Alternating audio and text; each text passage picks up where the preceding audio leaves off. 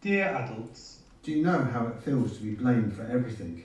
How it feels not being heard. The anxiety, the depression, being nervous, scared to talk out about our emotions. We grew up in a society where we can't talk out, where we don't want to express ourselves. Anxiety is when you are worried about something that affects your future. Exams, school, GCSE equals anxiety. Teachers don't understand. Some teachers will give you detention for no reason. some teachers will get easily mad. Feel angry when teachers shout at you for no reason. Why are you being so rude? Sometimes you get bored. Sometimes you get tired. Sometimes you will get bullied. Sometimes exams are hard. Failing your exams, not being able to tell your parents that you failed.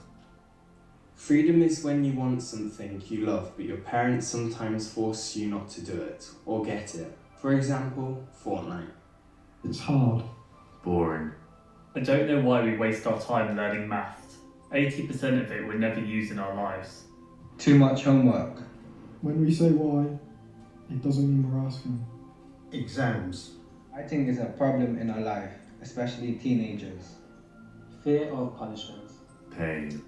Tired is when you feel depressed and you want to release. When we don't give our phone, doesn't mean we're hiding something. I feel really scared sometimes to share with my parents what I'm going through. I feel free to talk to my parents about anything that is on my mind. I can come to you and talk to you. I'm happy that you understand. I feel happy when I see my friends, do fun things with friends in the classroom. Going out, friendships. I'm not having a lot of fun. Humiliated. Isolated. I just want to be alone.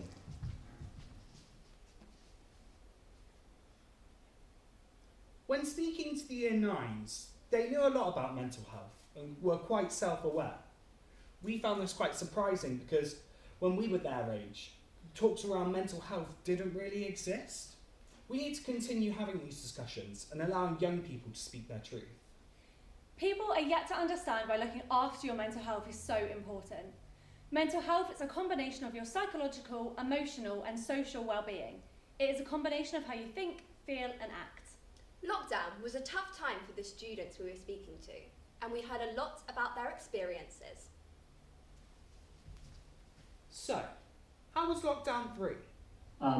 It was kind of scary and anxiety, and you feel like exams, how much school you've missed, and the things like so many things you missed in school and not going out with your friends and not doing anything. All you did was stay at home 24 hours, to be honest with you. And it's kind of like coming to exam and going back to school. You kind of like, you don't know anything in school and what's happening, and you kind of missed a lot of school. I must give the British people a very simple instruction. You must stay at home. You should not be meeting friends. If your friends ask you to meet, you should say no. I know the damage that this disruption is doing and will do to people's lives, to their businesses and to their jobs. The way ahead is hard, and it is still true that many lives will be lost. How has lockdown affected your friendships? I would say it has changed a little bit. Like some friends I speak to like every day, but now some other friends I just see them like once every 3 months.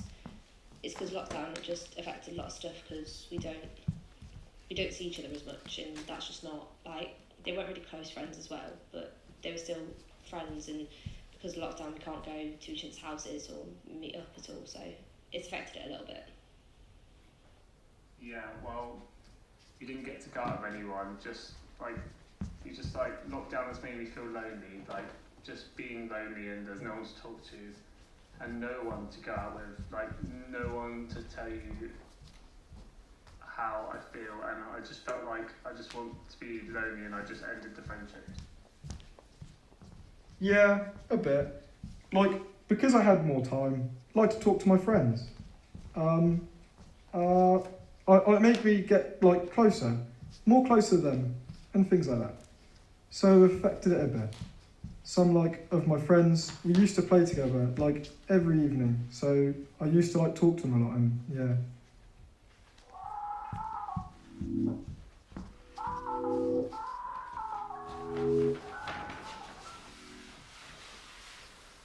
One in 10 kids is struggling to cope. 32% of young people said that the pandemic had affected their mental health. 67% believe the pandemic will have a long-term negative effect on their mental health. 79% of responders agreed that their mental health would start to improve once restrictions were lifted. Mental health conditions account for 16% of disease and injuries in young people. Just 2/3 of those with mental health conditions get help from professional services.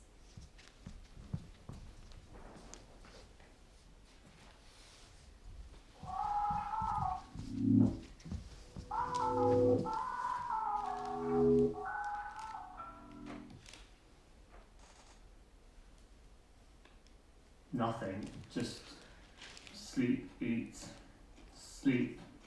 on the phone, repeat, sleep, eat, on the phone, repeat, sleep, eat, on the phone, repeat, that's all. I feel like I have changed because I've been a bit more grateful about the little things in life, and I feel like everyone needs to be like that. And I've also been a bit more mature and stuff because I also turned 13 in lockdown. So I got to find myself. I got to know more about myself that I did things that I would never do because of I used to go to school and do other stuff. But because of lockdown, you had to stay at home, so there wasn't as much stuff to do. But I found new things to do.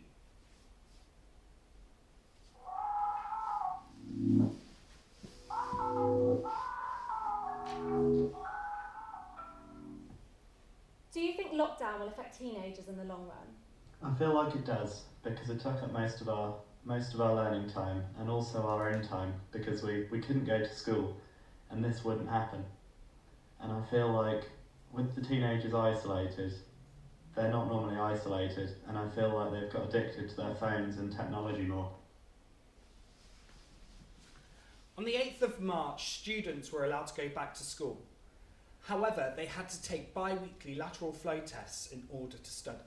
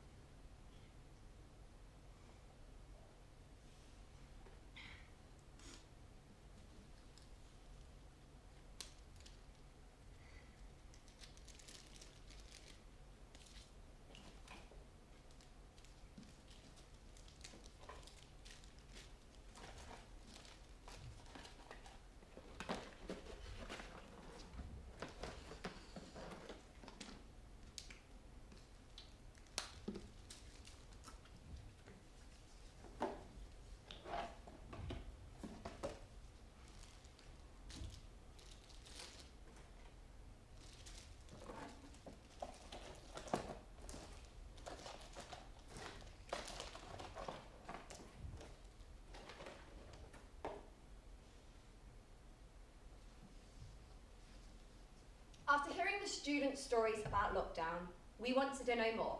Teachers have seen the impact lockdown has had on young people over the last year. So we asked them about it. Okay, so I've been teaching at Newman for 6 years now, and yes, unfortunately, some of the students are lacking confidence since arriving back to school. Some of them are quite reserved, and they can be quite emotional, whereas before they may have been a bit more resilient and a bit more open and honest. But some of them are a lot more emotional now, and their reactions are far more extreme sometimes. Some of them have obviously kept up routines at home, which has really helped. They come back here and they've slotted into our routines very quickly and efficiently. So this is my 6th year of actual teaching. Lockdown definitely has had a massive effect on our students. The first lockdown in particular, because it was such a long period of time, we have seen rising anxiety issues in the students. They have, some of them genuinely have a fear of coming into school and are getting distracted. However, I see that a lot of them, because we had such a huge period of time not in school, that there is that drive of we are actually happier to be in school and we want to come back and we are proud of our education. But we've got both ends of the spectrum going on. We've got those who are really eager to learn, but on the other side of the spectrum, we have got those learners who have now said, what is the point? We're never going to catch up. Now we have to juggle everything because we're here together and get them passionate about learning again. I've been teaching a very long time. I've been teaching since 1987. They've been robbed of time, and I've seen them try to make up for that time. Initially when they came back, they were really happy to be back because obviously they missed friends and friendship groups change, so they were worried. It was really reassuring to see them in the first few days back sitting at lunch in their usual groups, and there was sheer joy for some of the students being back. I think with year 11 it was a different story because I think they knew what was ahead of them. Even though the GCSEs had been cancelled, they knew they were going to have to do so many exams. There was sheer stress and worry. There was a great energy to focus. They were aware of the time that I don't know, that they'd never get again. Not just in education, but in lots of other things that I think it's left an impact on everybody. I definitely think we've lost experiences, and those years, those years are gone to all of us. So I think we must just try and be positive and move forward and live every day very well. This performance was made from the words of others. We wanted this piece to be an opportunity for their voices to be heard. You have heard what they want adults to know. This past year has been rough, especially for teens. We can't ignore the facts. This is a real issue. Before the show, we asked you to fill out a few questions. These questions were, do you think that teenagers have had enough support over the last past year? 91% of you said no. We also asked you, should students be expected to perform the same standard as before the pandemic? 86.5% of you said no. So based on this data, we as adults know that this is a real issue. So speak to your kids, your pupils, your friends, your family, your younger siblings, anyone in your life that may be a teenager. Ensure that they always have a safe space to speak their minds. We need to show youth that this world cares. After all, this show was not our words, but theirs.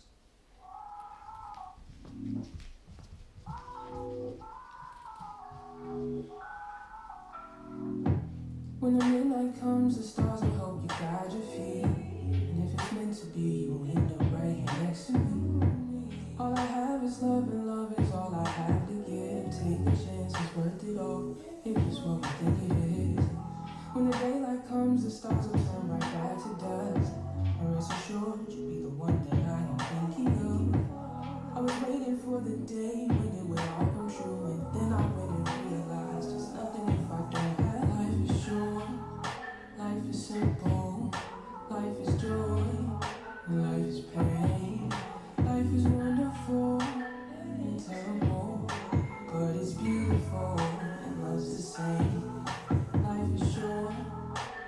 it's simple.